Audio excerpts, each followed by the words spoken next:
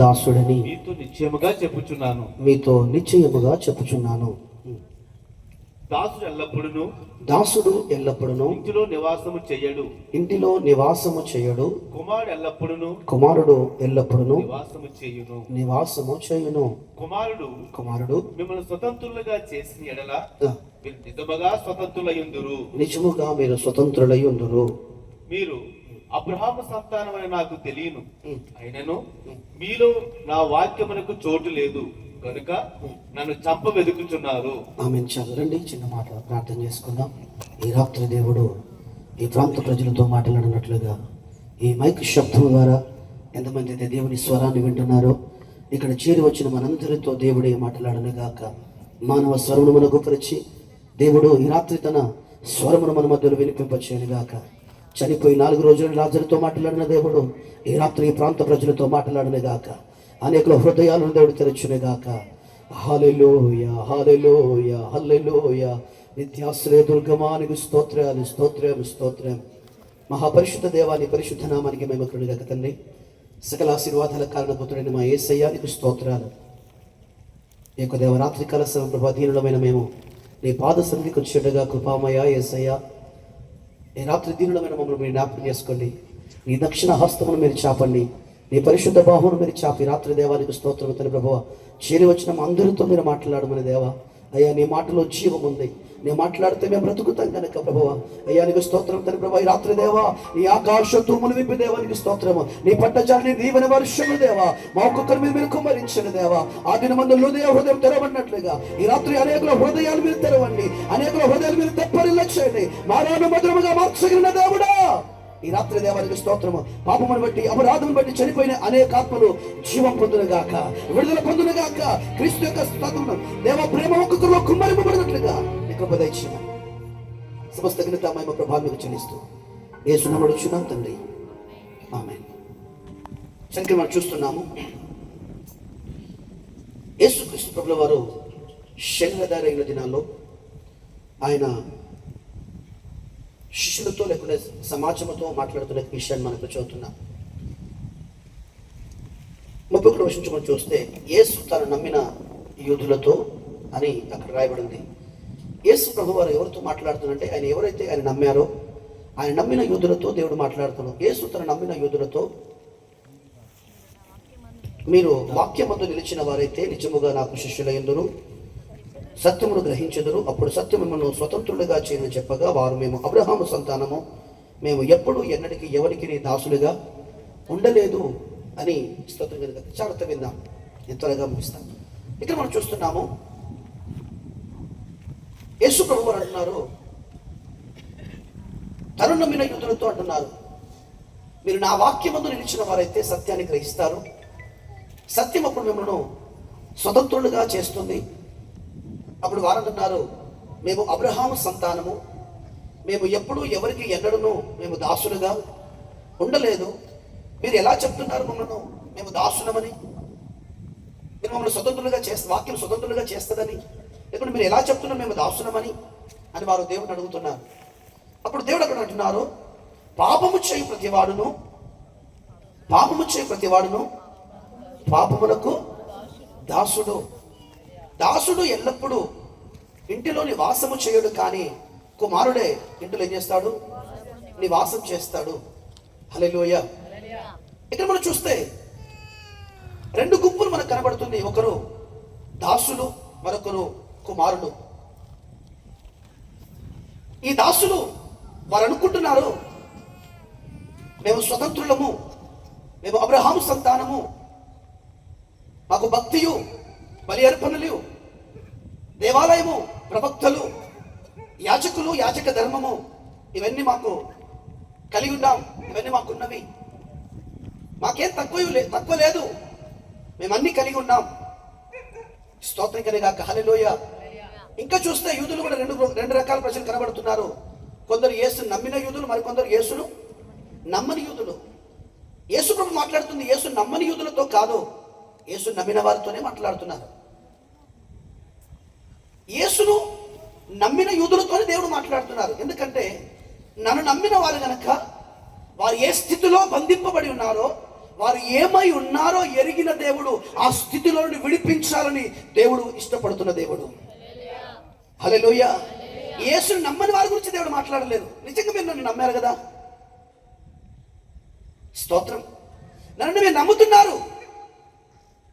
చాలా మంది యూదులు నన్ను నమ్మట్లేదు, కానీ మీరు నమ్ముతున్నారు. కానీ మీరు నన్ను నమ్మారు కనుక ఏ విధంగా అయినా మిమ్మల్ని, మీరు ఏ స్థితిలో బంధింపబడి ఉన్నారో, వారు ఏమై ఉన్నారో, వారు ఏ స్తోత్రం గాక పరిస్థితిలో ఉన్నారో ఎరిగిన దేవుడు ఆ స్థితిలో నుండి విమోచించడానికి దేవుడు వారితో మాట్లాడుతున్నారు. స్తోత్రం. హల్లెలూయా. వారు చూస్తే మందిరం వారికి ఉన్నప్పటికీ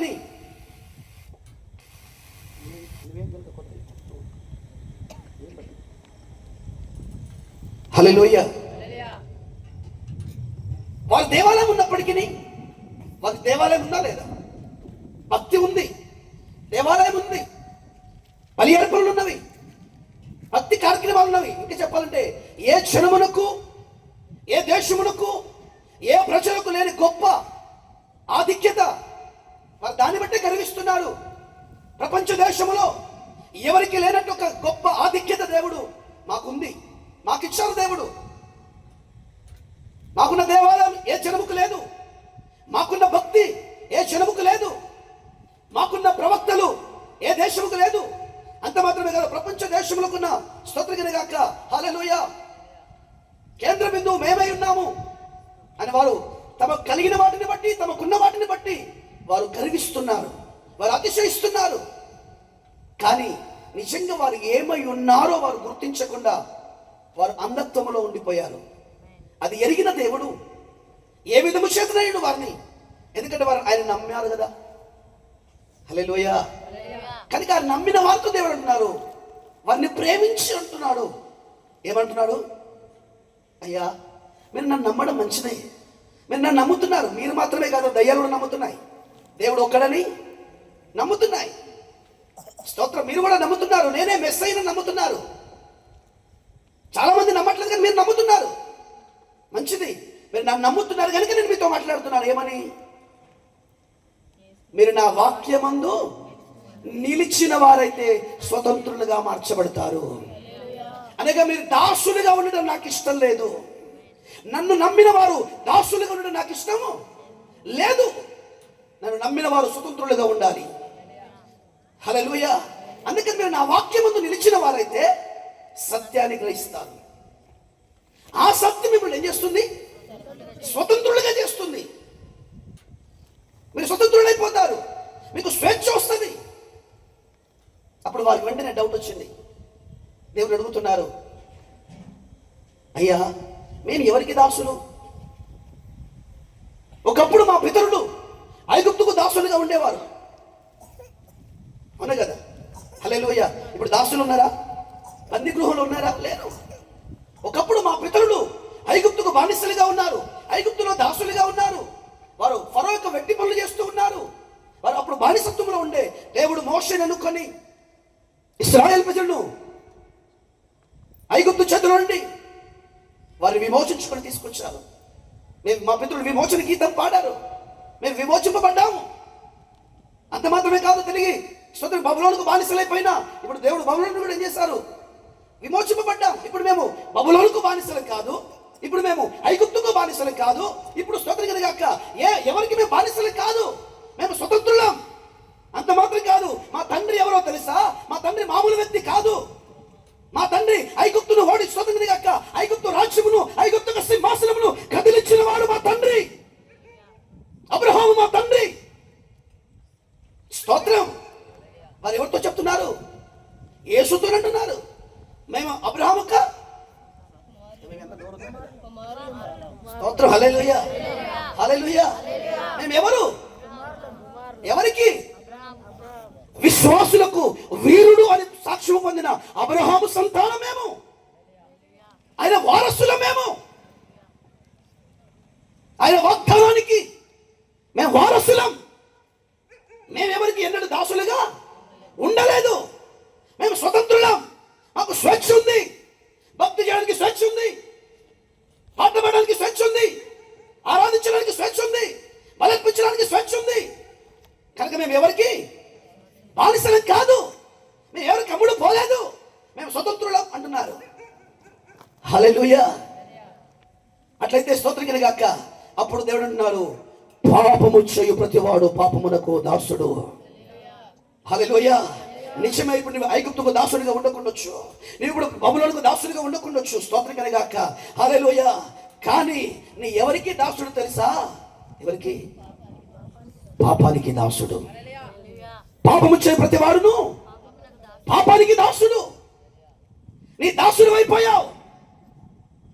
ఈరోజు అనేకులు కులానికి దాసుడు, మన మతానికి దాసుడు, త్రాగుడుకు దాసుడు, వ్యభిచారానికి దాసుడు, బూతుమాటలకు దాసుడు. ఈ విధంగా మనుషులు స్తోత్రగాక అనేక రకమైన నీచమైన ప్రతి పాపానికి మానవుడు దాసుడైపోయాడు. స్తోత్రం. స్వతంత్రత లేదు. కొందరు త్రాగుడుకు బానిస, అది లేకపోతే ఉండలేరు. భార్య లేకపోయినా ఉంటారు, కానీ త్రాగకుండా. కొందరు వ్యభిచారానికి బానిస, కొందరు త్రాగుడుకు బానిస, కొందరు స్తోత్రగాక మోసానికి బానిస. స్తోత్రం. హల్లెలూయా.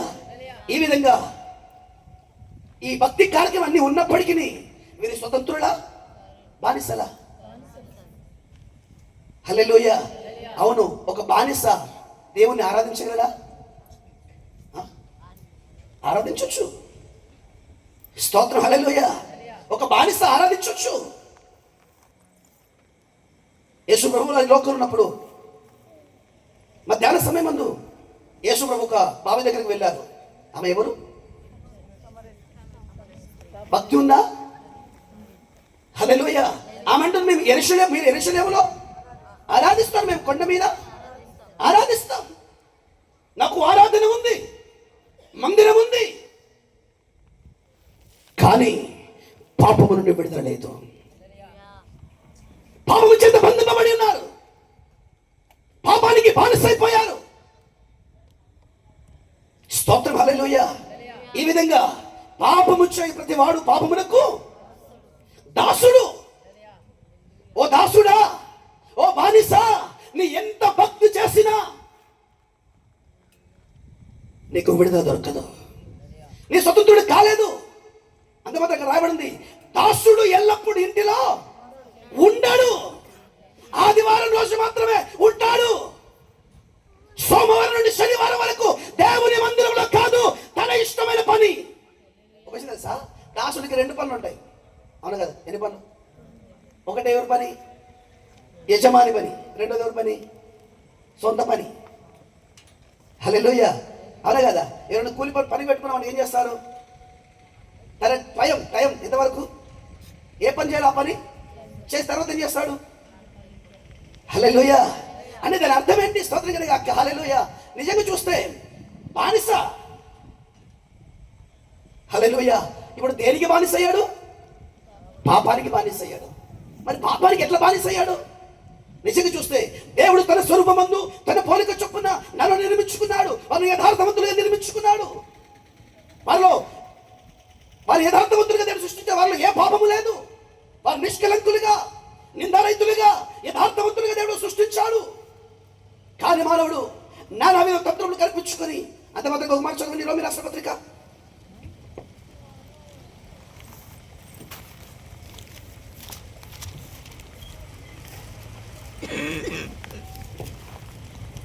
6వ అధ్యాయం 16వ వచనం.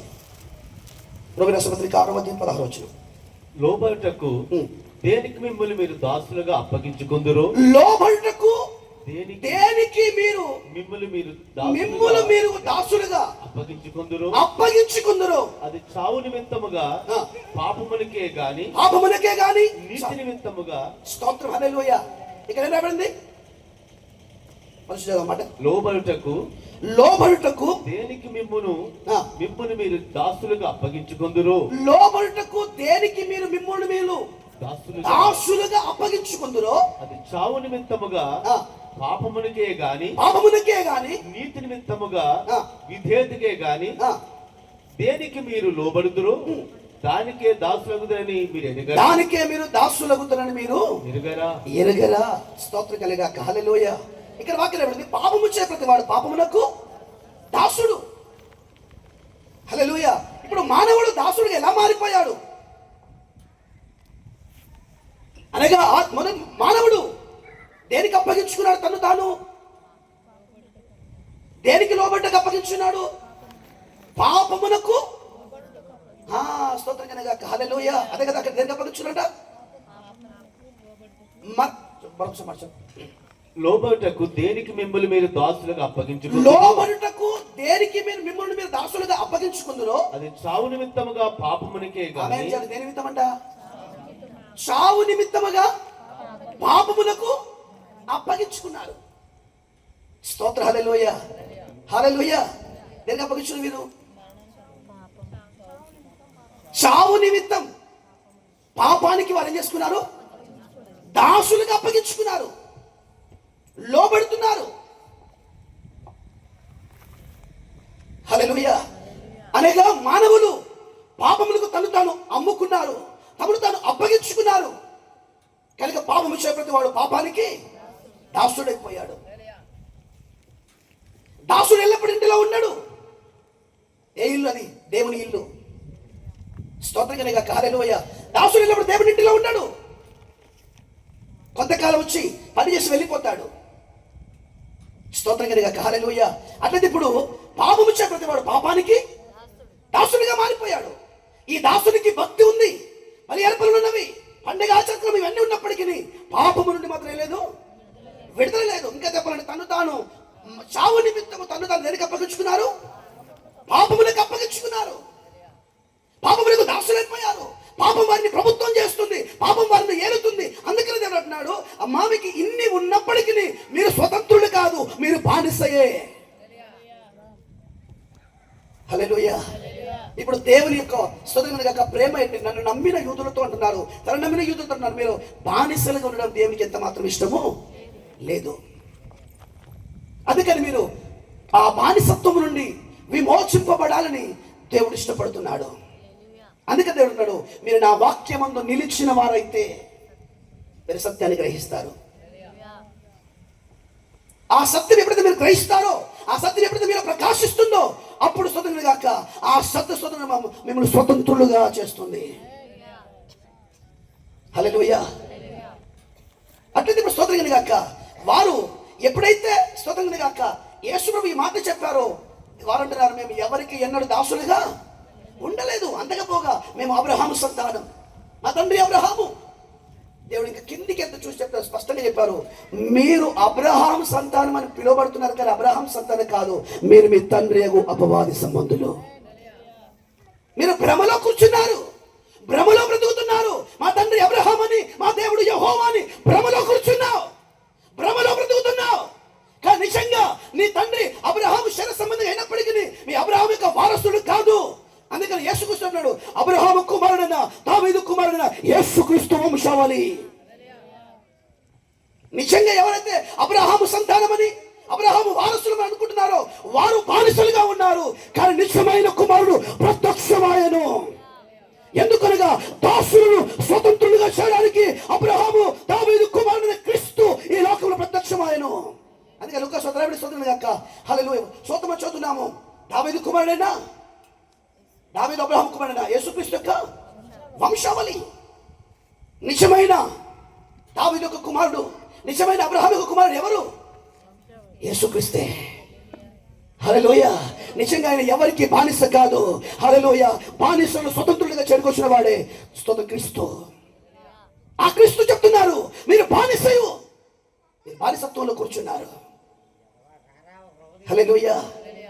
అట్లయితే ఇప్పుడు ఈ బానిసలకు అన్నీ ఉన్నాయి. దేవాలయం ఉందంటే ఉంది, భక్తి ఉందంటే ఉంది, ఆరాధన ఉందంటే ఉంది, యాచకులు ఉన్నారంటే ఉన్నారు, ఆయన కైపకుడు ఉన్నారు. మరి లేనిదేంటి? లేదండి స్వతంత్రత. హల్లెలూయా, హల్లెలూయా. అనగా స్తోత్రం కనుక వారికి స్వేచ్ఛ లేదు, వారి బానిసలో బ్రతుకుతున్నారు, వారు బానిసగా బ్రతుకుతున్నారు. ఎందుకంటే వారు తను అప్పగించుకున్నారు. చావు నిమిత్తము పాపమునకు వారు తమను తాను అప్పగించుకున్నారు, వారు బానిసలైపోయారు. హల్లెలూయా. అంటే ఇప్పుడు స్తోత్రం కనుక ఈ దాసును దేవుడు స్తోత్రం కనుక స్వతంత్రులుగా చాలా ఇష్టపడి వారితో మాట్లాడుతున్నారు. అమ్మా మీరు దాసులు, మీరు పాపానికి దాసులు. నేను పాపం చేత బంధింపబడి పాపం చేత ప్రతి వాడు పాపమునకు దాసుడు. పాపమేమో యజమానిగా మారిపోయింది, మీరేమో దాసులుగా మారిపోయారు. ఇప్పుడు మీరు నేను ఎంత వాక్యం చెప్పినా, మీ ఎంత సత్య ఉపదేశం మీకు నేర్పించినా వినుమట్టుకు వింటారు, తల ఊపుతారు గొర్రె ఊపినట్టు. కానీ మళ్ళీ మీరు ఏం చేయాలో అదే చేస్తారు, అవునా కదా? హల్లెలూయా. నిజం చెప్పండి, యేసయ్య ప్రసంగం విన్నారా లేదా? మనందరికంటే మంచి ప్రసంగం జరిగిన వారు ఎవరు చెప్పండి? హలో, హల్లెలూయా. నోరు ఇచ్చారా? ఇచ్చారా లేదా? ఇచ్చారా లేదా? మీకు నోరు బంగారం కాదు. హల్లెలూయా, హల్లెలూయా. స్తోత్రం, అవునా కదా? హల్లెలూయా. వాళ్ళకి అన్నీ ఉన్నాయి. వారు స్తోత్రం గాక, దేవుడు వరకు మాట్లాడుతున్నారు. స్తోత్రం గాక, వారిని స్వతంత్రుడిగా చేయడం దేవుడు ఇష్టపడుతున్నారు. వారికి అన్నీ ఉన్నాయి, వారికి లేని అంటే ఇప్పుడు యేసు మనకంటే నా అందరికంటే మంచి ప్రసంగం చేసిన వారు ఎవరు? స్తోత్రాలు. యేసయ్య 3 రోజులు ప్రసంగం చేశారు లేదా? కొండ మీద ప్రసంగం తెలుసా లేదా? ఎంతమంది విడుదల పొందారు? హలో, స్తోత్రం. ఆయన చేసిన వాక్యం, ఆయన చెప్తున్న ప్రసంగం కానీ, ఆయన చేసిన అద్భుతాలు కానీ స్తోత్రం ఎన్నో చేశారు. కానీ ఆయన ఆఖరికి స్తోత్రం గాక, హల్లెలూయా, ఆయనతో ఉన్నవారే ఆయన సిలువ వేశారు. అందరూ ఆయన ఏం చేశారు? విడిచిపెట్టారు. ఇప్పుడు మీరు అందరూ విన్నారా లేదా? వాక్యం విన్నారా లేదా? అద్భుతాలు చూసారా లేదా? తిన్నారు, విన్నారు, తిన్నారు. హలో, ఏం చేశారు? విన్నారు, తిన్నారు. విన్నవారు, తిన్నవారు అందరూ కలిసి యేసు సిలువకి వేశారు. ఈ సమాజం ఇలాంటిది. తినడానికి సిద్ధం, వినడానికి సిద్ధం. మీటింగ్ పెడితే ఏమిస్తావు, ఏం పెడతావు? తినడానికి, వినడానికి, తినడానికి సిద్ధం. కానీ విన్న వాక్యానుసారంగా జీవించడానికి, విన్న వాక్యానికి లోబడడానికి మాత్రం ఎవరికి మనసు లేదు. ఈ ప్రజలు విన్న మట్టుకు వింటారు, గ్రహించరు. ఏం వింటున్నావు? స్తోత్రం కనుక హల్లెలూయా. 3 రోజులు విన్నారు, 3 రాత్రి పగలు విన్నారు. కానీ బ్రతుకులో మార్పు లేదు, జీవితంలో మార్పు లేదు. నేను పాపిని, నాలో పాపం ఉంది, నేను పాప స్వభావం వాడును, పాప శరీరంలో, పాప లోకంలో జీవిస్తున్నాను. నెమ్మది లేదు, శాంతి లేదు, సమాధానం లేదు, పాపం చేత నేను తరగబడుతున్నాను అనే కనీసం ఒక స్పృహ కూడా వారికి లేదు. తాము చేస్తున్న భక్తి, తాము చేస్తున్న ప్రార్థన, తాము చేస్తున్న బలి అర్పణలు వారికి ముందు కనబడుతున్నాయి. వాటిని బట్టి గర్విస్తున్నారు. సొంత నీతిలో నిలబడి వారు చేస్తున్నవన్నీ, నీతి క్రియలన్నీ వారికి అబ్బో ఏమంటే ఏమనుకున్నావు? హల్లెలూయా. కానీ దేవుడు కనబడుతుంది మీ పాపం. హల్లెలూయా. కనబడింది. రండి మన వివాదము తీర్చుకుందాం. మీ చేతులు రక్తము వలె ఎర్రగా మారిపోయాయి, పాపముతో నిండిపోయావు. స్వార్థం, గర్వం, అబద్ధం, మోసం, లోకాశలు, ధనాశలు, దురాశల చేత నిండిపోయి, ఒకవైపు భక్తి, ఒకవైపు ప్రార్థన, ఒకవైపు పాట, మరొక వైపు పాపం. స్తోత్రం. సహోదరు మీద కొండములు, అబద్ధ సాక్ష్యములు, సత్యం సత్యం అని చెప్తున్నా అబద్ధ దొంగలారా. ఏది సత్యం? తోటి సహోదరుని ద్వేషించడం సత్యమా? హల్లెలూయా. సత్యం ఎప్పుడు బానిసగా చేయదు, సత్యం స్వతంత్రులుగా చేస్తుంది. హల్లెలూయా. క్రీస్తు ఎప్పుడు ఎవరిని బానిసగా చేయలేదు. క్రీస్తు ఈ లోకానికి వచ్చింది బానిసగా చేయడానికి కాదు, బానిసైన నిన్ను స్వతంత్రులుగా చేయడానికే. ఒక కులానికో, ఒక మతానికో, క్రైస్తవ మతానికో నిన్ను బానిసగా చేయడానికి యేసు రాలేదు. హల్లెలూయా, హల్లెలూయా. ఏంటి సత్యం? సత్యం సత్యం సత్యం. ఏంటి సత్యం? హల్లెలూయా. సత్యం అనగా క్రీస్తే సత్యం. హల్లెలూయా. క్రీస్తులున్న సత్యం ఏంటమ్మా? క్రీస్తులున్న సత్యం ఏంటి? ఒక్కసారి గుండె మీద చేసుకొని చెప్పు. క్రీస్తులున్న సత్యం ఏంటి? తన ముఖం మీద ఉమ్మి వేసిన వారిని క్షమించే మనసే క్రీస్తు మనస్సు. ఇది సత్యం. ఆయన దూషింపబడి దూషించలేదు, హింసించు వారిపై పగబోరలేదు. ఆయన ముఖం మీద ఉమ్మి వేసిన, పెనుగుద్దులు గుద్దిన, తలకు ముళ్ళ కిరీటము పెట్టిన, ఆకాశానికి భూమికి మధ్యలో వేలాడిన తండ్రి వీరేం చేస్తున్నా వీరు కనుక వీరిని ఈరోజు సత్యం సత్యం అని చెప్తున్న పరిస్థితి వారు ఎలా ఉన్నారు? హల్లెలూయా. ఇంకో విషయం తెలుసా? నీ దొంగ నువ్వు ఇట్లా అని చెప్పడం ఈజీ, విడిపించడం కష్టం. హల్లెలూయా. యేసు పాపిని పాపి అని రాలేదు, పాపిని పాపని విడిపించడానికి వచ్చాడు. సమరస్తి జీవితంలో చూస్తే ఇన్ని సంవత్సరాలు నేను భక్తి చేస్తున్నాను, మందిరానికి వెళ్తున్నాను, కానీ నా జీవితంలో నెమ్మది లేదు. కారణం ఏంటి? నువ్వు పాపి పాపి పాపి అనేవాడు ఉన్నాడు, కానీ నీ పాపమును విడిపించే మార్గము చూపవాడు ఒక్కడు లేడు. ఈ కృపా సువార్త కూడికలు ఏర్పాటు చేసింది పాపి పాపి అని చెప్పడానికి కాదు. ఓ పాపి, నీ పాపమును విడిపించే ఒక మార్గం ఉంది. హల్లెలూయా. ఏంటి ఆ మార్గం? క్రీస్తే. హల్లెలూయా. స్తోత్రం. ఎవరు నడుస్తుంది కాక మీరు దాసులే. దాసులకి ఏమి ఇచ్చిన ఏ ప్రయోజనం? ఇప్పుడు దాసులు ఏం చేయాలనుకుంటున్నాడు దేవుడు? హల్లెలూయా. హల్లెలూయా. ఎంతకాలం బానిసగా బ్రతుకుతావు అనుకుంటున్నాడు? హల్లెలూయా. దేవుడు అంటున్నాడు, ఎంతకాలం మీరు పాపానికి బానిసలుగా ఉంటారు? ప్రేమ తను చేసుకున్నాం. స్తోత్రం కనుగాక.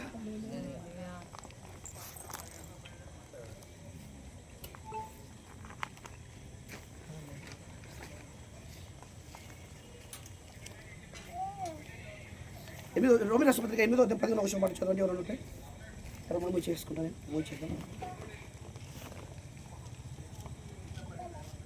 ఏలయనగా మరలా భయపడుటకు మీరు దాస్యపు ఆత్మను పొందలేదు గాని దత్తపుత్ర ఆత్మను పొందితిరి. గలతీ రాష్ట్ర పత్రిక 4:7 పొందినవాడు తన పాపములకు ప్రాయశ్చిత్తం నొందినవాడు ధన్యుడు. ప్రభువు చేత నిర్దోషి అని ఎంచబడిన వాడు ధన్యుడు. 7వ వచనం చదవమ్మా. గలతీ రాష్ట్ర పత్రిక 4:7 వచనం. కాబట్టి నీవు దాసుడవు కాదు, కుమారుడవే.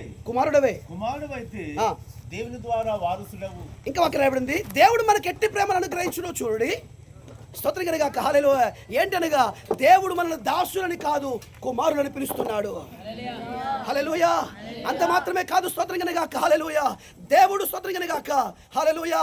మన మీద మనం ఇంకను శత్రులమై ఉండగానే, మనం ఇంకను పాపులమై ఉండగానే, మనం ఇంకను భక్తిహీనులమై ఉండగానే, మనం ఇంకను స్తోత్రం కనుగాక. హల్లెలూయా శత్రులమై ఉండగానే దేవుడు మనల్ని ప్రేమించాడు.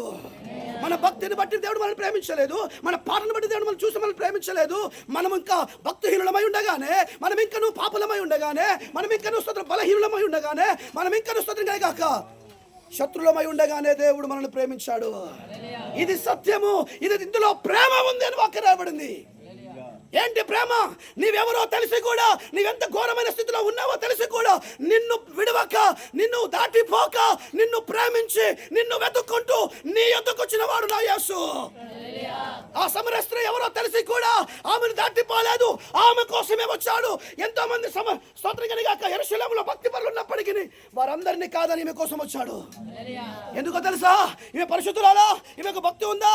ఈమె యూదులకున్నా, సమరయులకున్నా, లేకుంటే స్తోత్రం పరిచయులకున్నా, శాస్త్రులకున్నా భక్తి అని ఏమికుందా? కానీ ఎవరికి లేకుండా యేసయ్య ఈమె దగ్గరికి వచ్చాడు. కారణం ఏంటి తెలుసా? అమ్మా, నేను నిన్ను ప్రేమిస్తున్నాను. హల్లెలూయా. హల్లెలూయా. ఇదిగో నీకు ఒక జీవజలం ఇవ్వబోతున్నాను. నీ స్థితిని మార్చబోతున్నాను. దేవుడు ఆమెను ప్రేమించాడు, ఆమెతో మాట్లాడాడు. ఆమె స్తోత్రం కనుగాక. హల్లెలూయా. నూతన సృష్టిగా మార్చబడింది. స్తోత్రం. ఆమె దాసురాలు కాదు, ఇప్పుడు పాపానికి దాసురాలు కాదు. పాపం అనే కుండ పగిలిపోయింది, పాపం స్థితి తొలగిపోయింది. ఇప్పుడు క్రీస్తునందు నూతన సృష్టిగా మార్చబడింది. అదొక రాబడి స్తోత్రం గాక. యేసు రక్తము ద్వారా నేను నీతిమంతునిగా తీర్చబడుతున్నాను. ఆయన ద్వారా నేను స్తోత్రం గాక తీర్పు నుండి తప్పించుకుంటున్నాను. ఆయన ద్వారా నేను సమాధాన స్థితి కలిగి ఉన్నాను. హల్లెలూయా. అట్లయితే ఇప్పుడు స్తోత్రం గాక యేసు ఈ లోకానికి వచ్చింది పాపిని తన పాపము నుండి విడిపించడానికి. విడిపించడానికి అనేకుల విమోచన క్రయధనముగా తన రక్తాన్ని చిందించాడు, తన ప్రాణాన్ని పెట్టాడు. అమ్మా, నీవు పాపివని యేసుకు తెలుసు, నీవెవరో యేసుకు తెలుసు. నీ తలంపులకు ఆలోచన పుట్టక మునిపే నీవెవరో ఎరిగిన దేవుడు నా దేవుడు. హల్లెలూయా, హల్లెలూయా. నిజంగా చెప్పండి, మన లోకం ప్రేమిస్తుంది, మనకున్న డబ్బును బట్టి ప్రేమిస్తుంది, మనకున్న అందాన్ని బట్టి ప్రేమిస్తారు, మనకున్న హోదాన్ని బట్టి వారికి ప్రేమిస్తారు, మనకున్న స్థితిగతులు చూసి ప్రేమిస్తారు. కానీ యేసు, నువ్వు శత్రువు అని తెలిసినా, నువ్వు పాపమని తెలిసినా, నువ్వు బలహీనమని తెలిసినా, నువ్వు భక్తిహీనమని తెలిసినా, నిన్ను దాటిపోక నీ కొరకు మహిమను విడిచిపెట్టి, సింహాసనం విడిచిపెట్టి, ఘనతను విడిచిపెట్టి నీ కోసం యేసు వచ్చాడు. హల్లెలూయా. ఎందుకు తెలుసా? నీ కొంచెం భక్తి, కొంచెం ప్రార్థన, కొంచెం పాట ఇవ్వడానికి కాదు, నీ స్థితి నుండి విడిపించాలి. ఎంతకాలం ఈ పాప స్థితిలో కూర్చుంటావు? ఒకవైపు భక్తి ఉన్నా నెమ్మది లేదు. స్తోత్రం కలిగాక. హల్లెలూయా. నెమ్మది లేని స్థితిని విడిపించిన వాడు దేవుడు. హల్లెలూయా.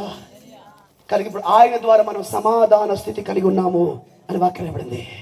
హల్లెలూయా. క్రీస్తే మన సమాధానమై ఉన్నాడు. క్రీస్తు యేసు రక్తం ద్వారా మనం నీతిమంతులుగా తీర్చబడుతున్నాం. యేసు ద్వారా స్వతంత్ర, ఆయన ద్వారా మనము ఉగ్రతను తప్పించుకుంటున్నాము.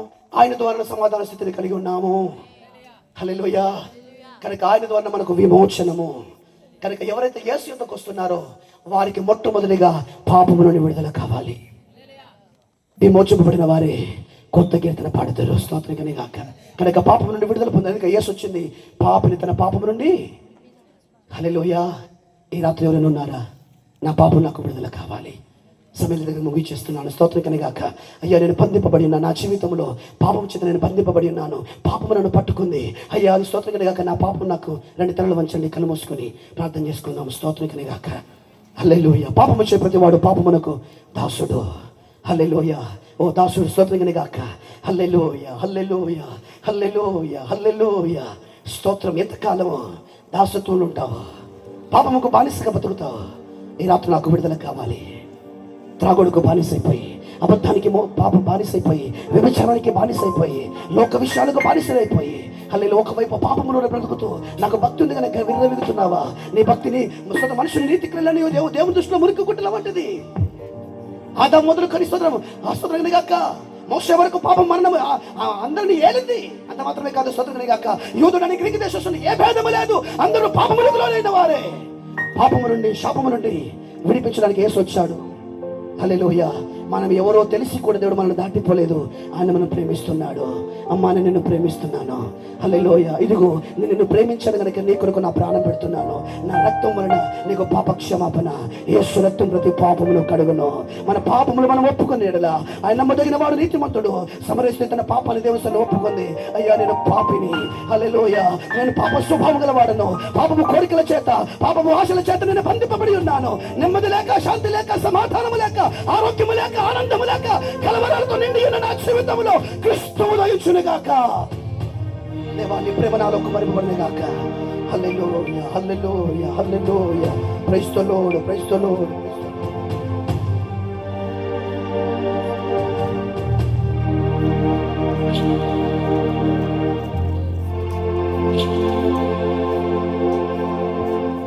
హల్లెలూయా. స్తోత్రం, స్తోత్రం, స్తోత్రం, స్తోత్రం, స్తోత్రం.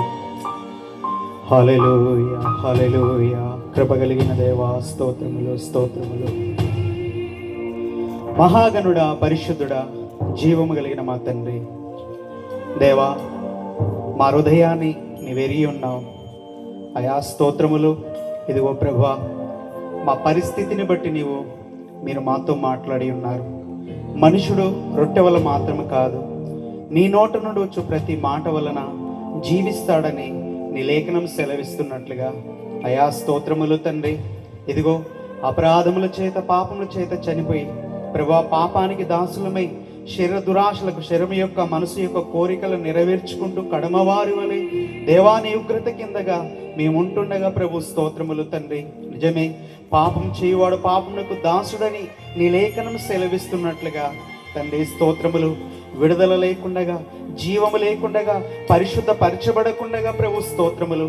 సత్యమని వాక్యమని అన్ని ఎరిగి ఉండియో భక్తి మార్గములో భక్తి ముసుగులో ప్రభు స్తోత్రములు తండ్రి. ఎన్నో రహస్య పాపములు తండ్రి దాచుకొని ప్రభు స్తోత్రములు తండ్రి. నిత్య మరణం వైపు ప్రయాణం చేస్తున్న మమ్మలను ప్రభు స్తోత్రములు ఈరోజు నీ వాక్యము ద్వారా తట్టి లేపుచుండగా ప్రభువా స్తోత్రములు తండ్రి. ఇదిగో నాయనా మమ్మలందరినీ కృపతో దర్శించండి ప్రభు స్తోత్రములు తండ్రి. అంధకారము చీకటి పాపమునంతయు తొలగించి నీ జీవపు వెలుగు ప్రతి హృదయములో ప్రకాశించునుగాక. మరణము తొలగిపోవునుగాక, శాపము తొలగిపోవునుగాక. ప్రభు స్తోత్రములు తండ్రి. నీ ప్రేమను మేము గుర్తించుటకు ప్రభు స్తోత్రములు తండ్రి. నిజమే, ఆయా అపరాధముల చేత పాపముల చేత చచ్చిన మమ్మలను బ్రతికించడానికి నీవు సిలువలో నీవు ప్రాణాన్ని అర్పించావు ప్రభు స్తోత్రములు తండ్రి. నీ ప్రేమ గొప్పదయ్యా. నీ ప్రేమకు ఏమీ ఎలా చెల్లించలేము తండ్రి. నీకు స్తోత్రములు. ఒక్కసారి నీ కృపతో మమ్మలను కరుణించండి తండ్రి. నీకు స్తోత్రములు అయా, వందనాలు. నీ రక్తం మా ప్రతి పాపమును కడుగును గాక, మా అపరాధములని తుడిచివేయబడును గాక, మా శాపములను మాకు విడుదల కలుగును గాక ప్రభు స్తోత్రములు తండ్రి. నీ ఆత్మ కార్యం ప్రతి వారిలో జరుగును గాక. నీతిని గూర్చి, తీర్పును గూర్చి, పాపమును గూర్చి నీ పరిశుద్ధాత్మ ఒప్పింపు కలగ చేయును గాక. అడ్డగించు, ఆటంకపరచు ప్రతి అబద్ధము, సాతాన సంబంధమైన ప్రభావము క్రీస్తు యేసు నామములో తొలగిపోవును గాక. ఈ కూడికకు ప్రభు స్తోత్రములు. ఈ 3 రోజులు జరిగే అయా తండ్రి అద్భుతమైన సువార్త మహాసభలకు అడ్డుగా ఉన్న ప్రతి శక్తి క్రీస్తు యేసు నామములో తొలగిపోవును గాక. ప్రభు స్తోత్రములు. ఈ ప్రాంతంలో ఉన్న అనేకులకు విడుదల కలుగును గాక, రక్షణ కలుగును గాక. ప్రభు స్తోత్రములు. నీ సత్యమైన సువార్త వెలుగు ఈ ప్రాంతాన్ని వెలిగించును గాక. ఒక్కొక్కరికి స్వాతంత్రము, విడుదల, రక్షణ, మారు మనసు కలుగును గాక. తండ్రి నీకు స్తోత్రములు. మీరే మీ ఆత్మ కార్యము జరిగించండి. నిలబడుతున్న మీ దాసులను ప్రభువా మీ ఆత్మ ద్వారా ఎత్తిపట్టి ప్రభు స్తోత్రములు. జీవముతో కూడిన నీ మాట అయా స్తోత్రములు, సత్యముతో కూడిన నీ వాక్యమును మీ దాసుల ద్వారా మీరు బయలుపరిచి ప్రభు స్తోత్రములు తండ్రి.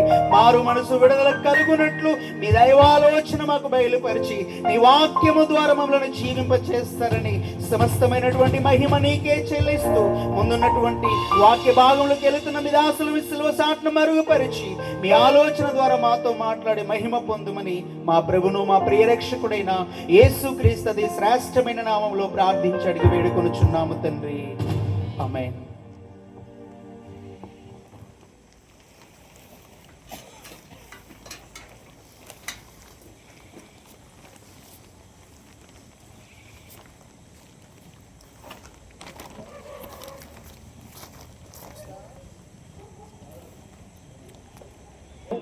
నా కొరకు ఇశ్రాయేలీయులను ఏలబోవాడు నీలో నుండి వచ్చును. పురాతన కాలం శాశ్వత కాలము ఆయన ప్రత్యక్షమగుచుండెను. ప్రార్థన చేసుకుందాం. మహాపరిశుద్ధుడా, మా ప్రేమ కలిగిన పరలోకపు నీ ప్రజల మధ్యలో తండ్రి నీ మాటలు వినిపించడానికి నాయన నీవు అనుగ్రహించిన ఈ తరుణాన్ని బట్టి నీకు స్తోత్రములు. చదవబడిన వాక్యము నీది నాయన. పరిశుద్ధాత్మ దేవుడా, నీవే మా అందరికీ సిసలైన బోధకుడవు తండ్రి. నాతో అలాగే ఆలకించబోయే అందరితో కూడా నీవే మాట్లాడి నీ గణనామానికి మాత్రమే తద్వారా సమస్త మహిమ తెచ్చుకొనుమని యేసుని దివ్య నామమును బట్టి అడుగుచున్నాము తండ్రి. ఆమేన్. ప్రియులారా, ఆది నుండి కూడా ప్రభు నానా సమయములలో నానా సందర్భాలలో హెబ్రీయులకు వ్రాసిన పత్రిక 1వ అధ్యాయం 1వ చరణంలో మనం చూస్తాం. మీకా ప్రవక్త ద్వారా బెత్లెహేము ఎఫ్రాత యూదావారి కుటుంబములలో స్వల్ప గ్రామమైనను నా కొరకు ఇశ్రాయేలీయులను ఏలబోవాడు నీలో నుండి వచ్చును. పురాతన కాలం మొదలుకొని శాశ్వత కాలము ఆయన ప్రత్యక్షమగుచుండెను. దయచేసి లేఖనాన్ని జాగ్రత్తగా పరికించి చూస్తే పురాతన కాలం మొదలుకొని శాశ్వత కాలం వరకు ఆయన ప్రత్యక్షమగుచుండెను. ఈ మధ్య సనాతనం, అనాది కాలం, నా ప్రియ సహోదరి సహోదరులను మన చెవులకు వినబడుతున్న మాటలను వింటున్నాం. కానీ మీకా ప్రవక్త ద్వారా సర్వోన్నతుడైన దేవుడు పలుకుతున్న మాట ఏంటి? పురాతన కాలం మొదలుకొని శాశ్వత కాలం వరకు ఆయన ప్రత్యక్షమగుతున్నాడు. ఈ వేళ కూడా కొనసాగుతుంది. ఎవరి ద్వారా? యూదయ దేశం బెత్లెహేమా, నీవు ఇజ్రాయేలులో స్వల్ప గ్రామమైనను ఇజ్రాయేలులను ఏలబోవాడు నీలో నుండి వచ్చును. నా సహోదరి సహోదరులారా, స్వల్ప గ్రామం. ఇజ్రాయేలులో పెద్ద పెద్ద పాలస్తీనా ఉంది, అనేక ప్రాంతాలు ఉన్నాయి, పట్టణాలు ఉన్నాయి. కానీ ప్రభు రాబోయే ఆ స్వల్ప గ్రామం గురించి ఎందుకు దేవుడు రాశాడు? యూదయ దేశంలోని బెత్లెహేం, ఎఫ్రాతా మార్గం గురించి దేవుడు ఎందుకు రాశాడు? ఆయన సర్వోన్నతుడైన దేవుడై ఉండి, అమర్త్యత కలిగిన దేవుడై ఉండి, అనంత జ్ఞాని అయిన దేవుడై ఉండి, ఆది నుండి కూడా సర్వమును తన మాట చేత నిర్వహిస్తున్న అద్వితీయ ఆది సంభూతమైన దేవుడు ఎందుకు ఆ చోట నుండి రావాలనుకున్నాడు? ఎందుకు ఆ స్వల్ప గ్రామం నుండి రావాలనుకున్నాడు? స్వల్ప జనం మీలో నుండి రావాలనుకున్నాడు. దాన్ని మనం ఈ రాత్రి జాగ్రత్తగా పరికించాలి. ప్రభు మాట మహత్తు చేత ఏమేమి కలుగజేశాడు? సర్వ ప్రపంచములను కలుగజేశాడు. ఎబ్రీయులకు రాసిన పత్రిక 1వ అధ్యాయం, దయచేసి ఒక మాటను మనం చదువుదాం. ఎబ్రీయులకు రాసిన పత్రిక 3-4 చరణాలు చదువుదాం. ఆయన దేవుని మహిమ యొక్క తేజస్సును, ఆయన తత్వం యొక్క మూర్తిమంతమునై ఉండి, తన మహత్తు గల మాట చేత సమస్తము నిర్వహించుచు, పాపముల విషయములో శుద్ధీకరణము తానే చేసి, దేవదూతల కంటే ఎంత శ్రేష్టమైన నామము పొందెనో వారి కంటే అంత శ్రేష్ఠుడై ఉన్నత లోకమందు మహామహులకు దేవుని కురుపార్శ్వమున కూర్చుండెను. హల్లెలూయా! ఆయన మాట మహత్తు చేత సర్వ ప్రపంచములను కలుగజేశాడు. అంతరిక్షమును, ఆకాశములో ఉన్న సమస్తమును, పాలపుంతలను, నక్షత్రాలను, గ్రహాలను, నా ప్రియమైన వాళ్ళ ఆయన మాట మహత్తు చేత కలుగజేసిన దేవుడు. ఆ మాట ఎక్కడ ఉండింది? యోహాను సువార్త 1వ అధ్యాయం 1వ చరణం మనం ఒకసారి చదువుదాం. ఆది యందు ఉన్నది ఏంటి? శబ్దమే, వాక్యమే. వాక్యము దేవుని వద్ద ఉండింది, వాక్యము దేవుడై ఉండినాడు. ఆ వాక్యమే కృపా సత్య సంపూర్ణుడిగా ఎందుకు రావాలనుకున్నాడు? దాన్ని యోహాను సువార్త 1వ అధ్యాయం 1వ చరణం మనం చదువుదాం. ఆది యందు వాక్యం ఉండెను, వాక్యము దేవుని యొద్ద ఉండెను, వాక్యము దేవుడై ఉండెను. ఆయన ఆది యందు దేవుని యొద్ద ఉండెను, సమస్తమును ఆయన మూలముగా కలిగెను. హల్లెలూయా! ఆయన ఎక్కడ నివసించడానికి ఇష్టపడ్డాడు? ఎక్కడికి దిగి వచ్చాడు? ఏ చోట ఆయన దిగి వస్తాడో మీకా ద్వారా ముందే రాశాడు.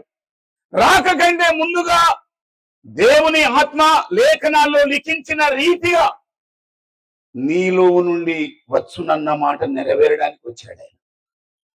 ఈ రోజు నా ప్రియులారా, శరీరధారి అయి కృపా సత్య సంపూర్ణుడిగా మన మధ్యలో నివసించడానికి దిగి వచ్చిన అనంతుడైన దేవుడు, అపరిమితుడైన దేవుడు, కాల పరిమితి లేని దేవుడు ఆయన. ఈరోజు మనకు కాలం గురించి ఏం మాట్లాడుతున్నా ప్రియులారా? అనాది కాలం నుండి ఉన్న దేవుడు ఆయన, ఆది అంతమును లేని దేవుడు ఆయన, అద్వితీయ దేవుడు ఆయన. ఆయన వలననే అన్ని కూడా కలిగాయి.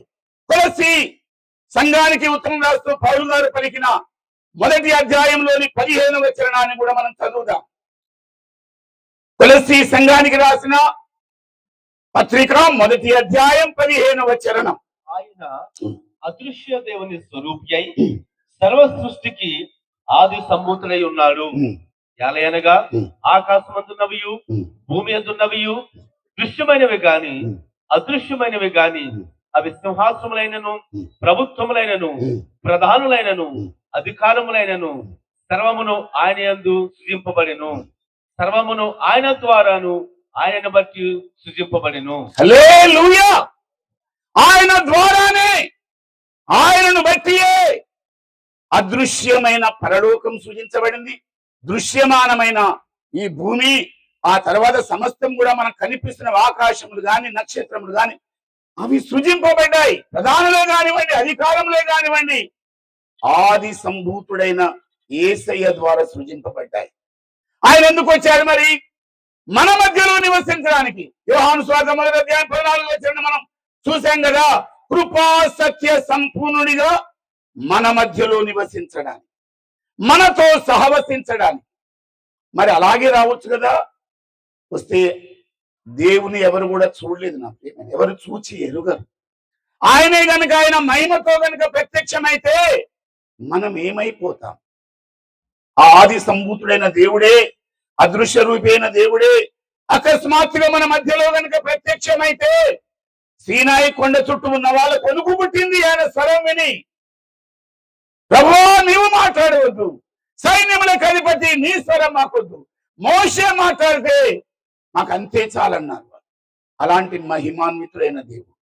నా ప్రియమైన వారలారా, అన్ని సృజించిన దేవుడు, అన్నింటికీ కారణభూతుడైన దేవుడు, రాజ్యములు, అలాగే ప్రధానులు, అధికారులు, సింహాసనములు అన్ని కూడా ఆయన వలన సృజించబడ్డాయి. ఆయన ఈవేళ ఎందుకు మన మధ్యలోనికి రావాల్సి వచ్చింది? మన మానవులం గనుక ఇప్పుడు పక్షి వేటాడబడుతుంది అనుకోండి, చెప్పాలన్న కుతూహలం అనుకుంటుంది. అయ్యో బోయవాడు వచ్చాడు, వల విసిరబోతున్నాడు, నువ్వు చిక్కబోతున్నావు, విలవిల కొట్టుకోబోతున్నావు అని మనం అంటే ఆ పక్షికి ఏం అర్థం కాదు. ప్రియులారా, ఆది సంభూతుడైన దేవుడు, ఎలోహిం దేవుడు, దైవత్వం, తండ్రి కుమార పరిశుద్ధాత్మ ముగ్గురు వ్యక్తిత్వాలు కలిగిన దేవుడు. ఆది కాండం 1వ అధ్యాయం 26వ వచనాన్ని ఒకసారి చూద్దాం. ఆయన ఎందుకు అలాగ చేశాడు? నా ప్రియులారా, ఒకసారి చూద్దాం. మనం ఆది కాండం 1వ అధ్యాయం 26వ వచనం, మనము అని రాయబడి ఉంది. దేవుడు మన స్వరూపమందు మన పోలిక చొప్పు నరులను చేయుదము, వారు సముద్రపు చేపలను. చాలండి. మన పోలిక చొప్పున మన స్వరూపమందు మనకు మళ్ళీ ఆ మహిమను మానవునికి ఇద్దాం. కారణం ఏంటి నా ప్రియులారా? స్నేహం చేయడానికి, దాసునిగా ఉంచడానికి కాదు. నిన్నసేపు దాసుని గురించి అదే పనిగా విన్నారు. దేవుడు మానవుని తన కింద ఉంచడానికి సృజించలేదు ప్రియులారా, దాసునిగా ఉండడానికి సృజించలేదు. లేక శతకోటి జపం చేయడానికి, ఆయన నామమే ఎత్తి ఊరికే పలకడానికి సృజించలేదు. ఆయనకు ఒక స్వేచ్ఛనిచ్చాడు, దేవుని పోలికనిచ్చాడు, దేవుని స్వారూప్యమును ఆయనకు అనుగ్రహించాడు. అంత మాత్రమే కాకుండా నా ప్రియులారా, దేవుని మహిమ కలిగిన మనుష్యునిగా సృజించాడు. ఏం పోగొట్టుకున్నాడు ఆయన?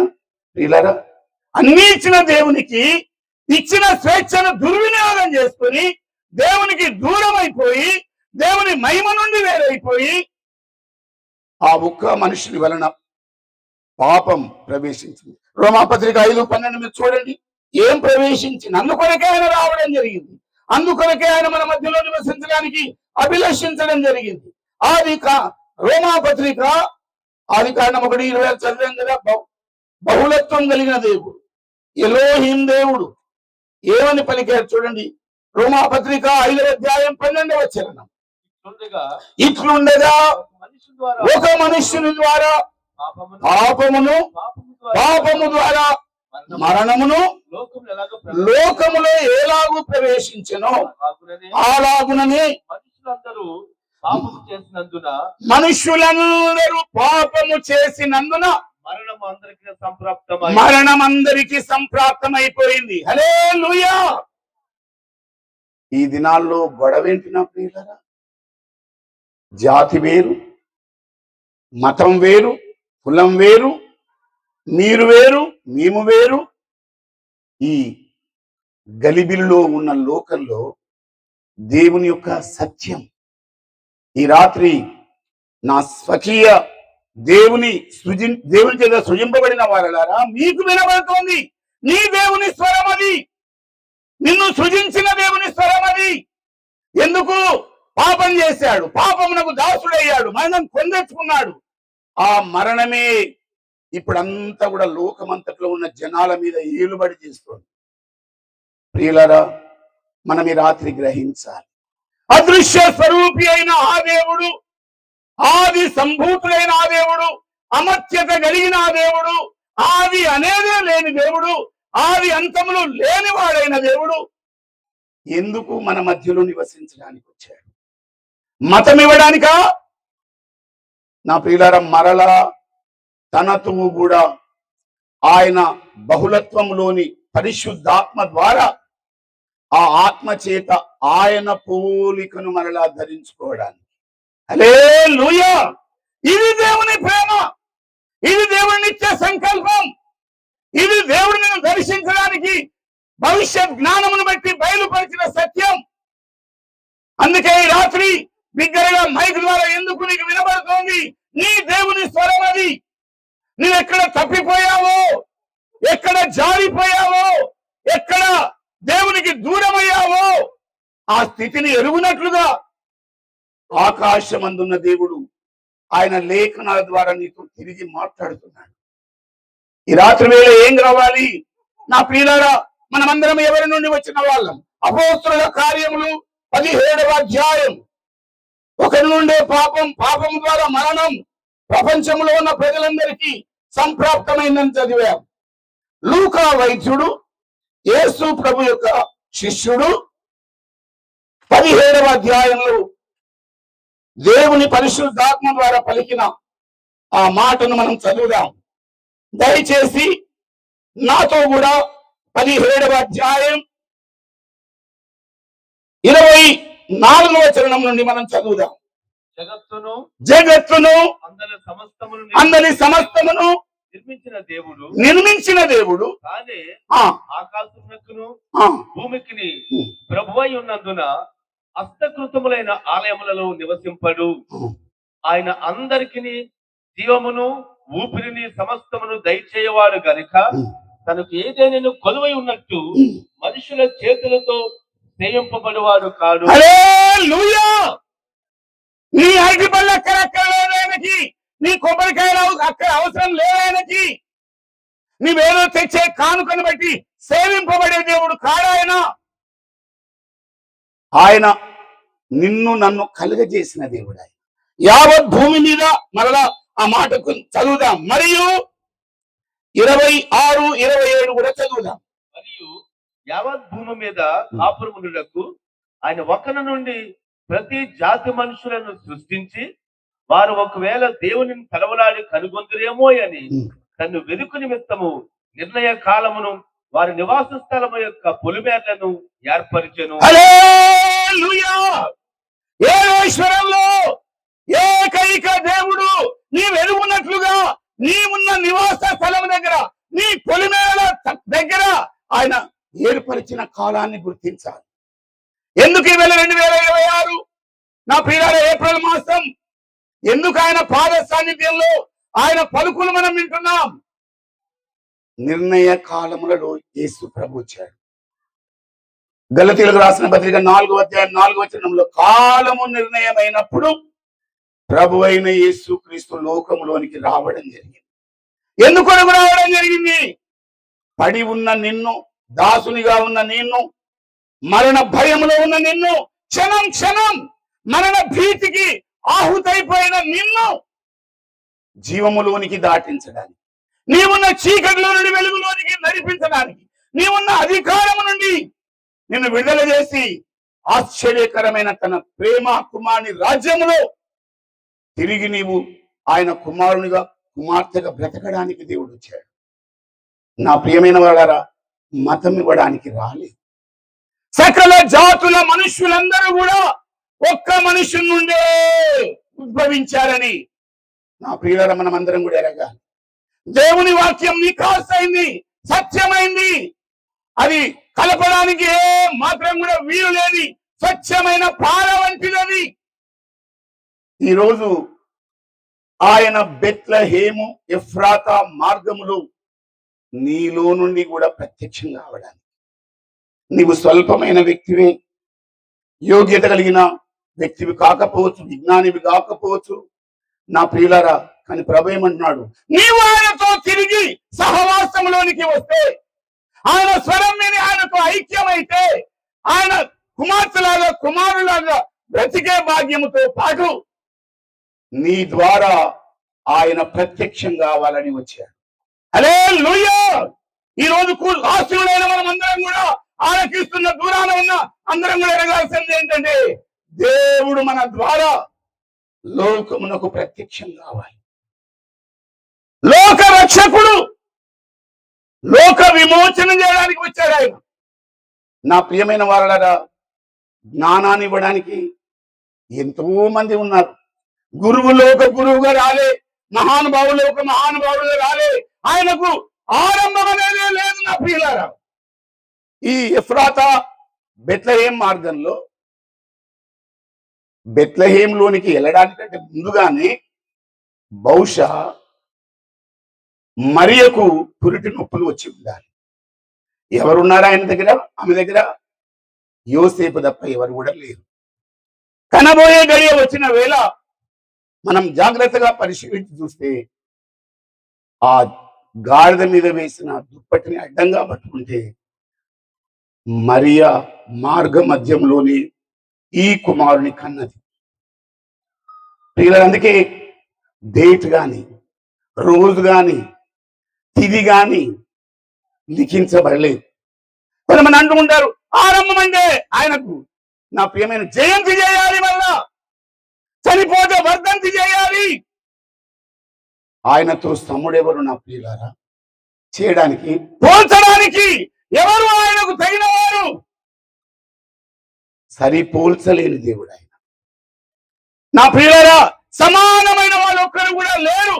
దేవునితో సమానమైన స్థితిని ఆయనే త్యజించి, ఆయననే విడిచిపెట్టి, నీ కొరకై నా కొరకై భూలోకమందు సహవసించడానికి వచ్చిన సర్వేశ్వరుడైన దేవుడు ఆయన.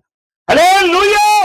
ఆయన ఎందుకు వచ్చాడు? నీతో సహవసించాలని, నిన్ను నడపాలని, నీవు ఆయనతో కూడా యుగ యుగాలు ఉండబోయే నిత్య రాజ్యమునకు నీవు వారసుడవు కావాలని, వారసురాలివి కావాలని ఆయన 2026 సంవత్సరాల క్రితం ఈ భూమధ్య స్థలిలో, పిల్లల జాగ్రత్తగా ఆ స్థలాన్ని కనుక మనం పరిశీలిస్తే, ఇప్పుడు చాలా మంది చూడడానికి కుతూహలం కలిగి బయలుదేరుతున్నారు. బయలుదేరి వెళ్ళిన వాళ్ళు ఏం చేస్తున్నారు? దిగగానే ఆ భూమిని ముద్దు పెట్టుకునే వాళ్ళు ఉన్నారు. అంత పవిత్రమైనదని ఎంచే వాళ్ళు ఉన్నారు. నా పిల్లలు దానిలో ఏమీ లేదు. కానీ పుట్టిన చోటు నట్ట నడిమి చోటు, అనగా తూర్పునున్న వారికి ఆయనే, పడమట ఉన్న వారికి ఆయనే, దక్షిణాన ఉన్న వారికి ఆయనే, ఉత్తరాన ఉన్న వారికి ఆయనే. ఆయనే విమోచకుడు, ఆయనే రక్షకుడు, ఆయనే నా ప్రియమైన వాళ్ళ క్రయలు నమ్మడానికి దిగి వచ్చిన నరుడైన.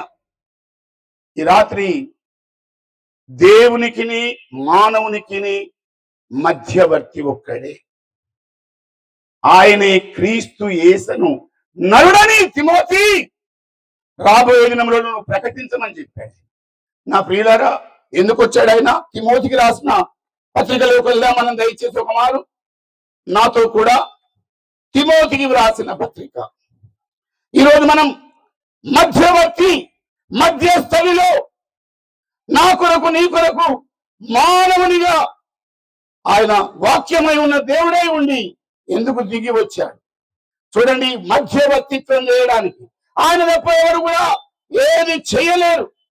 తిమోతికి వ్రాసిన, దయచేసి ఆ పత్రిక దగ్గరికి వద్దాం. మొదటి పత్రిక 2వ అధ్యాయం నాతో కూడా 3వ వచనాన్ని మనం చదువుదాం.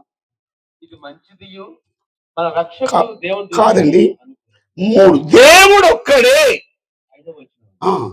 దేవుడు ఒక్కడే, దేవునికి నరులకును మధ్యవర్తి ఒక్కడే, ఆయన క్రీస్తు యేసు నరుడు. హల్లెలూయా. క్షమించండి, 3 అన్నాను, మీరు చదివింది సరైంది.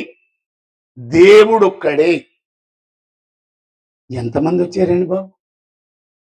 ఎక్కడి నుండి వచ్చారండి? దేవుడు ఒక్కడే, దేవునికిని నరులకును మధ్యవర్తి ఒక్కడే. ఆయన పేరు ఇవ్వబడింది ఏంటి? క్రీస్తు యేసును నరుడు. క్రీస్తు అనగా అభిషక్తుడు, యేసు అనగా నేను రక్షించడానికి దిగిన దేవుడై ఉన్నాడు. నా సహోదరి సహోదరులారా, నీకు మతం ఇవ్వడానికి కాదు, ఏదో ఒక ఉపదేశం ఇచ్చడానికి రాలే ఆయన. గురువులలో గురువు కాదు, ప్రవక్తలో ఒక ప్రవక్త కాదు, మహానుభావులలో ఒక మహానుభావుడు కాదు, ఏ అవతారం కాదు ఆయన. నా సహోదరి, సర్వ ప్రపంచంలో ఉన్న సర్వ మానవాళి కొరకు స్వయంగా మధ్యవర్తిత్వం చేయడానికి దేవునితో సమానంగా ఉండుట విడిచిపెట్టది భాగ్యం అని ఎంచుకోకుండా దిగొచ్చాడు. ఎంతగా ఖాళీ చేసుకున్నాడు ఆయన. ఫిలిప్పీలకు రాసిన పత్రిక దయచేసి నాతో ఎంతగా చేశాడు. మనం ఎంతగా దిగి రావాలి, మనం ఎంతగా పడి ఉన్న స్థితిలోనే ఆయన దగ్గరికి పరుగాయని రావాలి. ఫిలిప్పీలకు రాసిన పత్రిక దయచేసి నాతో కూడా తెరవండి. 2వ అధ్యాయం, ఫిలిప్పీలకు రాసిన పత్రిక 2వ అధ్యాయం 4వ వచనం నుండి చదువుదాం. ఈలో ప్రతి వాడును తన సొంత కార్యలు మాత్రం కాదండి, క్రీస్తు యేసు కలిగిన ఈ మనస్సు కలిగి ఉండుడి. క్రీస్తు యేసునకు కలిగిన ఈ మనస్సు మీరును కలిగి ఉండుడి. ఆయన దేవుని స్వరూపము కలిగిన వాడై ఉండి దేవునితో సమానముగా ఉండుట విడిచిపెట్టకూడని భాగ్యం అని ఎంచుకొనలేదు, కానీ మనుషుల పోలికగా పుట్టి దాసుని స్వరూపమును ధరించుకొని తన్ను తానే రిక్తులుగా చేసుకొనెను. మరియు ఆయన ఆకారమందు మనుషులుగా కనబడి మరణము పొందినంతగా, అనగా శిలువ మరణము పొందినంతగా విధేయత చూపిన వాడై తను తాను తగ్గించుకొనెను. హల్లెలూయా! ఖాళీ చేసుకున్న ఈ దేవుని మనస్సును మనం ఎంత కలిగి ఉండాలి, ఎంతగా మనం ఖాళీ చేసుకోవాలి. దేని నుండి రిక్తులం కావాలి, దేని నుండి మనం శూన్యం కావాలి. నీకున్న జ్ఞానం నుండి శూన్యం కావాలి, నీకున్న తత్వజ్ఞానం నుండి శూన్యం కావాలి. నా ప్రియమైన వారలారా, సర్వోన్నతుడైన దేవుడే దేవునితో ఉండుట సమానమైన భాగ్యం కలిగి ఉండి కూడా ఎందుకు తగ్గించుకున్నాడు? ఆయన ఎందుకు రిక్తుడయ్యాడు? ఆయన ఎందుకు తను తాను ఖాళీ చేసుకున్నాడు? ఎక్కడికి వచ్చాడు ఆయన? ప్రియులారా, బెత్లెహేము ఎఫ్రాతా మార్గ మధ్యములో ఆయన తనను తాను ప్రత్యక్షపరచుకోవడానికి వచ్చిన దేవుడు. అందుకే నీలో నుండి నీ దేవుడు ఈ రాత్రి సహవాసంలోని గనుక వస్తే, ఆయన స్వరక్తము చేత కొనబడిన స్వకీయ సంపాద్యం అవుతే, సంఘ బిడవవుతే, శరీరంలోని భాగం అయితే ఆయన ఏ బయటికి కనబడాలి? హల్లెలూయా! నీలో నుండి నాలో నుండి ఈ రాత్రి వేళ కనబడేది పేరు కాదు నా ప్రియులారా. క్రీస్తు యేసునకు కలిగిన ఈ మనస్సును మీరును కలిగి ఉండుడి. అంటే దేవుని దైవ మనస్సు కలిగి ఉంటే అందరినీ ప్రేమిస్తాం, అందరితో ఐక్యమైపోతాం, అందరినీ కూడా పెనవేసుకుంటాం. ఎందుకు? శరీరమై, ఆయన కుమార్తెలమై, ఆయన ఇచ్చిన రూపంలోనికి ఆయన నా ప్రియులారా ఎలోహిం దేవుడు అని చెప్తాను. తండ్రి అయిన దేవుడు, కుమారుడైన దేవుడు, పరిశుద్ధాత్మ దేవుడు. తండ్రి అయిన దేవుని భవిష్యత్ ప్రణాళికను బట్టి ప్రవచన రీతిగా మీకా ప్రవక్త ద్వారా తండ్రి అయిన దేవుడు మాట్లాడినాడు. కుమారుడు శరీరధారిగా వచ్చినాడు. ఆ తర్వాత ఈ కడవరి కాలంలో, ఈ కృపాకాలంలో పరిశుద్ధాత్మ దేవుడు మన మధ్యకు ఎందుకు పంపించబడ్డాడు? మన లోనికి ఎందుకు పంపించబడ్డాడు? కుమారుని యొక్క స్వారూప్యమును సంపూర్ణంగా నీవు ధరించుకోవాలని. హల్లెలూయా! మనం ఎవరిగా కనబడాలి ప్రియులారా?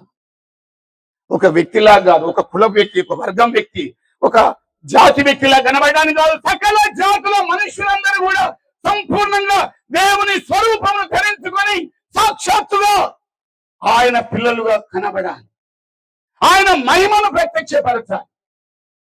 ఇదే దైవ చిత్తం, ఇదే దేవుని యొక్క ప్రణాళిక. ఈరోజు ప్రియులారా, ఒక్క మనుషుడు మన కొరకు దిగి వచ్చాడు. ఆయన మానవుడిగా ఎందుకు వచ్చాడు మీకు చెప్పాను నేను. ఉన్న ఫలంగా చూస్తే మనం చూడలేమైంది, బూడిదైపోతాం. ఎవడును ఎన్నడును దేవుని చూచి ఎరగడు. మీరు అనొచ్చు, మోషే గారు చూడలేదండి, మీరు భలే చెప్తున్నారు. సీనాయి కొండ మీద 2 పర్యాయాలు కదా ఆయన వెళ్ళింది.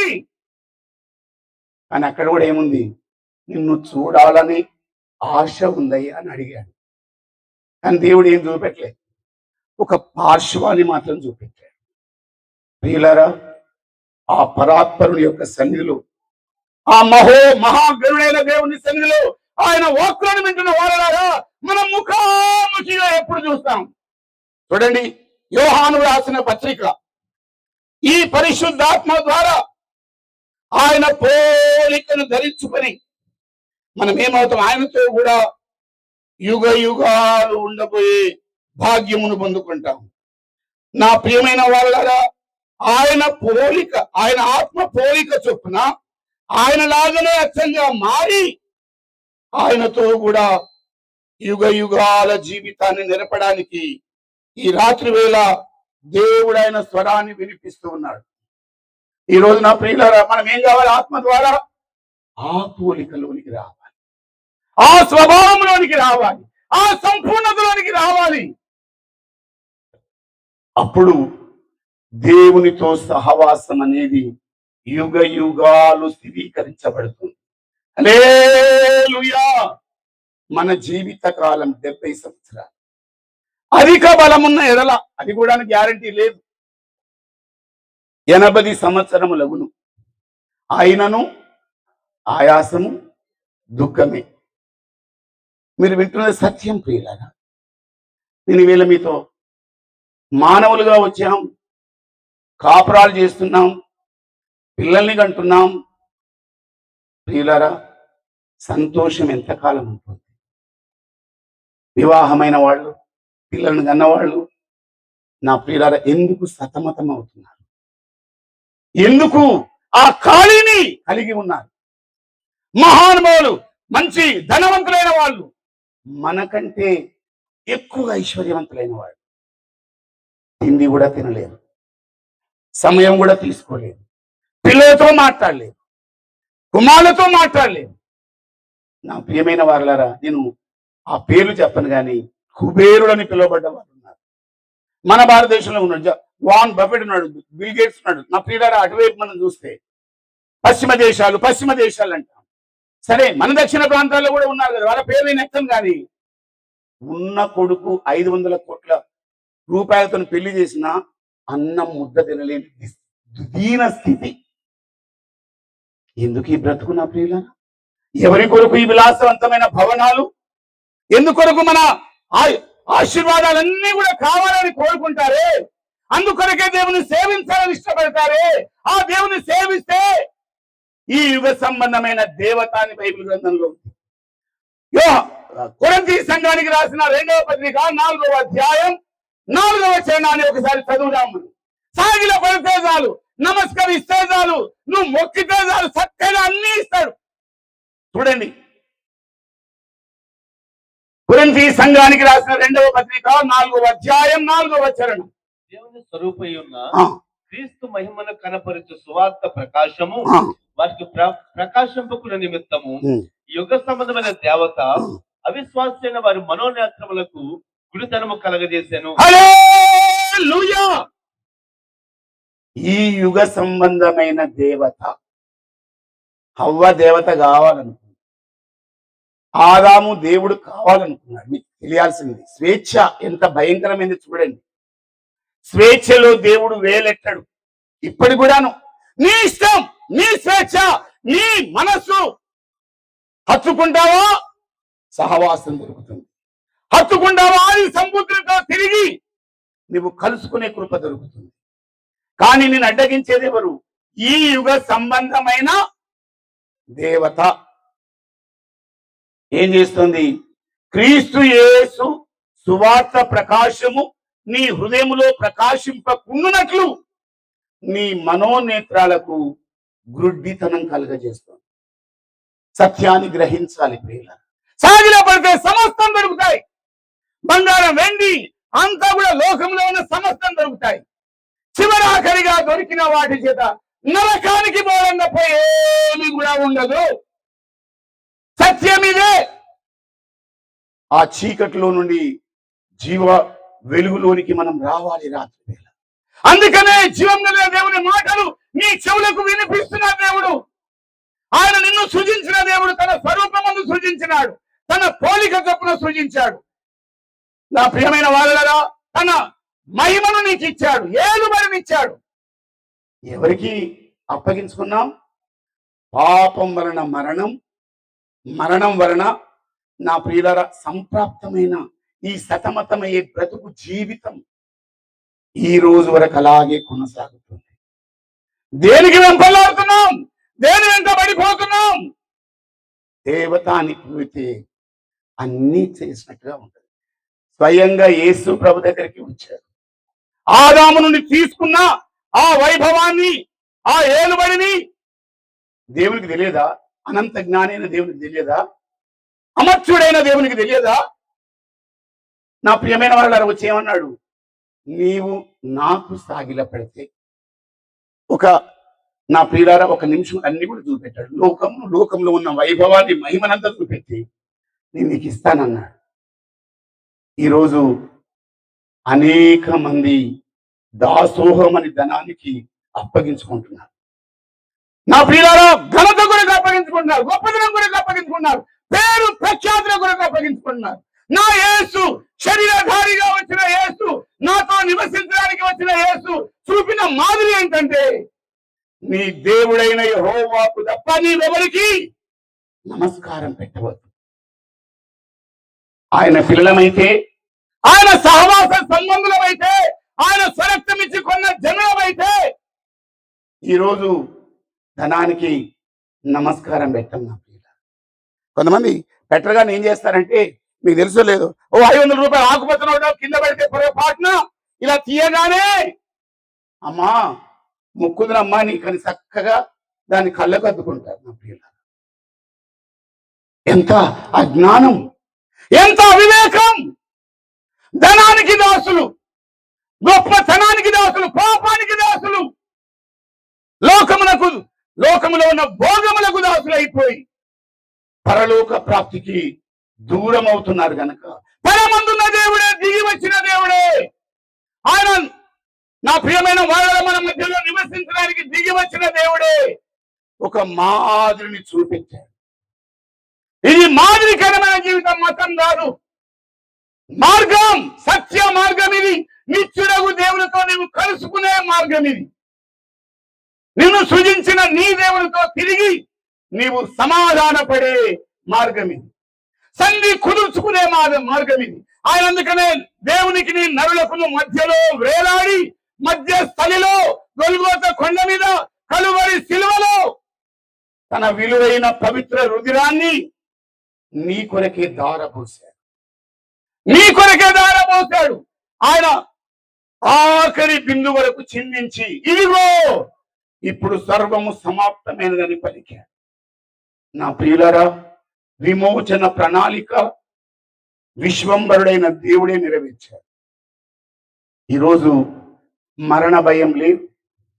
ప్రియులారా, మనం దేనికి దాసులం కాకుండా కేవలం దేవుని వాక్యానికే లోబడి, దేవుని సహవాసానికే సమర్పణ చేసుకొని జీవిత కాలమంతా ఆయనను ప్రత్యక్షపరుస్తూ అల్ప జీవితం కలిగిన నీవు, స్వల్ప గ్రామంగా ఉన్న నీవు దేవుని మహిమ కొరకు బ్రతకాలని దేవుడు దిగి వచ్చాడు.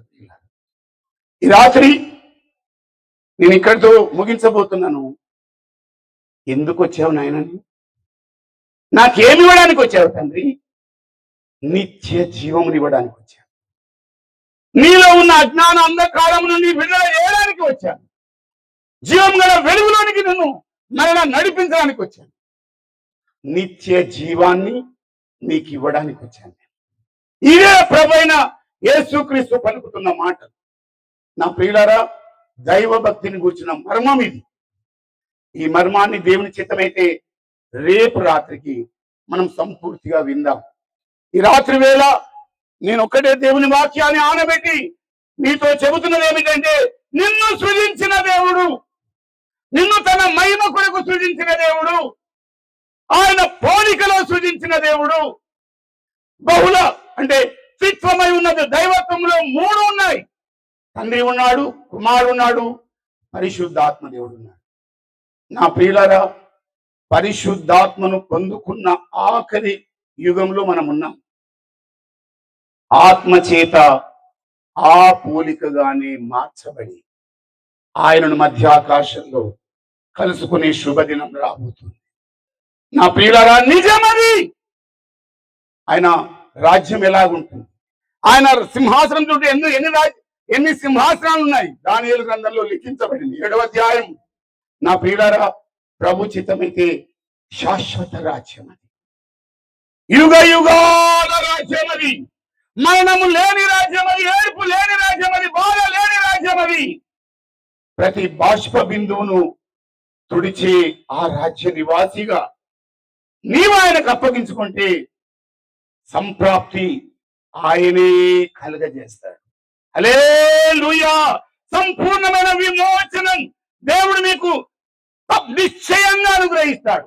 ఆ రాజ్యంను స్వతంత్రించుకునే సమయం దేవుడు ఇస్తున్నాడు. ఈ రాత్రి వేళ ఆయన సత్యవాక్యమునకు లోబడి ఆయన లేఖనాల వెలుగులో నీవు పారదూసుకొని, నేను ఎక్కడ పడిపోయాను, ఎక్కడ విడిపోయాను, ఎక్కడ చెడిపోయాను, దేవుని దూరం ఎలా అయ్యానని నీకు నీవే అప్పగించుకుంటే నిత్యుడగు దేవుని యొక్క రక్షణ ప్రణాళిక నీ జీవితంలో నెరవేరుతుంది. ఈ మాటలను దేవుడు నీ హృదయంలో నాటి నేటి రాత్రి ఆయన స్థిరపరచును గాక, నిన్ను నడిపించును గాక. సమయాన్ని దైవజనులకు అప్పగిస్తున్నాను.